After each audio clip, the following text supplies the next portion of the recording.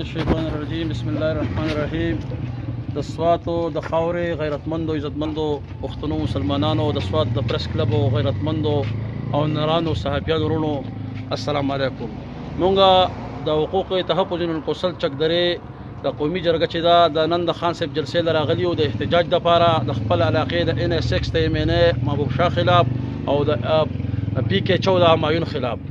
زما خو غرورا مونږ په علاقه کې چکدره چې د 15 ضلعو ګټوي ده په هغه منجایي ته مرګره کې په غرونو کې ګیس شته او په چکدره کې په کوسل چکدره کې ګیس نشته. تاسو راشئ ولته کې دورو کوي موږ به تاسو ته وښیو. او زمونږ MNA محبوب شاه ولګېدو 21 کروڑ روپۍ د کونسلر په کار په نالو په کوڅو باندې ولګولې او په ګیس باندې ځکه چې په هغې کې د هغې کمیشن نه و. دویم نمبر زمونږ د 1300 کالو نه چکدرې په چوک کې د جینکو ډګري کالج و هغه زمونږ نه ویوړو زمونږ MP او MNA چونکې ګل آباد نه بره دغه علاقې سره تعلق ساتي هلته کې هغه کالج ویوړو شړ علاقې ته نو موږ د 9 تاریخ نه کالج منتقل کیږي او د 9 تاریخ نه موږ په خپل نونو خویندو او بچیانو باندې سکول د پرېښودو فیصله کړې ده. 9 تاریخ نه به زمونږ خویندې میندې زمونږ نونه دا به نور کالجونو سکولونو ته نه ځي.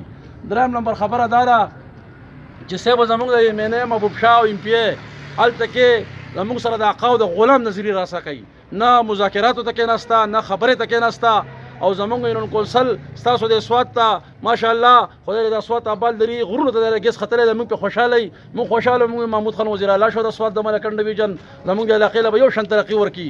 په یونان کونسل چکدره کې زما سره 25 ټیمان دي رجسټر د فوټبال شاباس ډېری والا له دې خلکو سره موږ میچونه کړي د استاد دلې سره ټولو سره قادر دلې دا ټول عثمان دلې موږ پیژنو.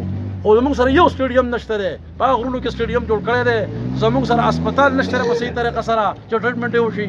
مونږ دا احتجاج راوړی دی او چونکې مونږ انتظامیې پرې نه ښودو جلسې ته دننه بلکې په دې جلسه کې مونږ خبر شو چې یاره چت پکې راغورځېدلی دی او کسان پکې خوږ شوي دي. مونږ د هغو د فیملیانو سره په دغه درد او غم کې شریک یو.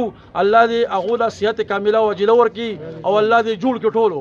او مونږ اولنۍ او اخرنۍ مطالبه ده صاحبه چې په یونان کونسل چکدره کې دی د چکدرې د اولني کور نه راواله تر د درې د شرابکوي د اخري کوره پورې موږ له بېله تفریق بغیر د سیاسي پسند و ناپسند نه ګیس راکړي فراهم دي که ډیسټریبیوشن لاین د خور کړي که خور یې نه کو بیا به مونږ په چکدره کې هم احتجاجي کیمپ لګاو. د محمود خان کور مخې ته په مټه کې به هم دلته کې احتجاج پروګرام نه خپل کوو. اسلام آباد ته به م ځو.